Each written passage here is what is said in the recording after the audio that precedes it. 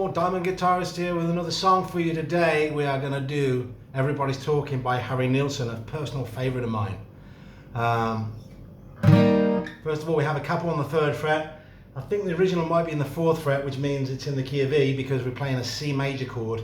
C major, the root note on the 7th fret, it would be the E, but we're playing it E flat. So basically, if you're not familiar with capos, to put a capo on means you're taking the nut and moving it up. So this note becomes 0 fret in effect. Then you want to put the capo on and then just check it on the tuner if you're not playing live. If you're playing live, you just basically bang it on and get on with it usually. Okay, so Everybody's Talking has got a beautiful chord progression. Starts off on the C major shape.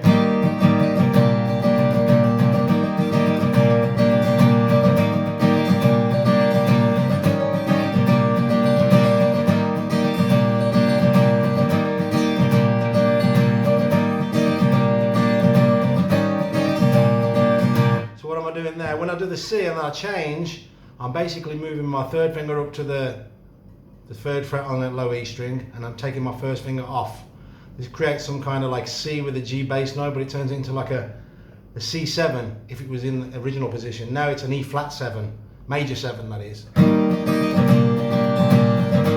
And you keep swapping between them to what you want to do with your 3rd finger as well is just make sure that the underside of it is touching the A string, so we want to cut that one out.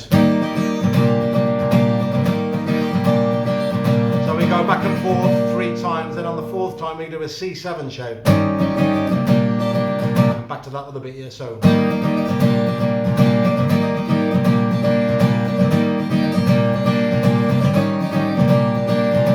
That's the sort of like main riff and verse riff.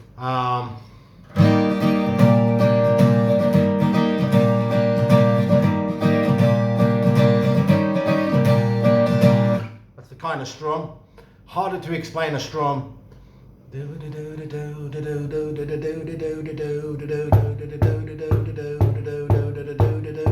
If you're trying to get a strum, maybe you're gonna tap your foot.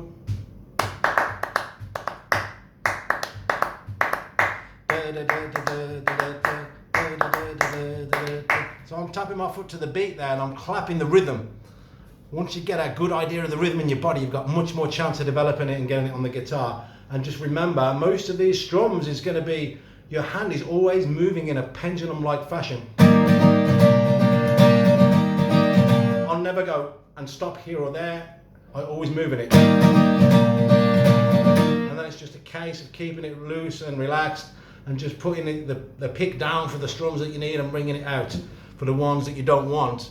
Obviously, if you want to practice and get into rhythm properly, you need to probably have some lessons. And I'm doing online lessons now, so we can go from the start and we can go through that whole process so that you can be a real amazing rhythm guitarist, which is the first port of call really before you become a great lead guitarist. So the chorus then, after that bit, that's the verse bit really, the chorus goes a D minor 7 shape, G, C, C7, repeat, D minor 7, G, C, C7. Back up further north, few small towns, sailing on a summer breeze,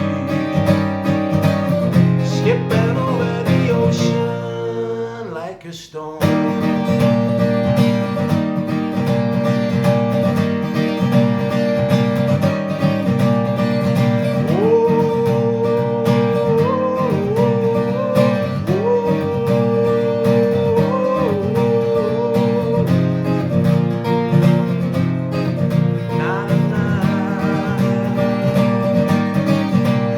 That bit as well in the verse, there's a little bit where it does skip from the D minor 7 to the G a couple of times, so that's the only other bit that I didn't cover, I think. D minor 7, you're just barring your 1st finger on the 1st fret there on the B and the E string, and your 2nd finger on the D string on the 2nd fret, on the G string, sorry.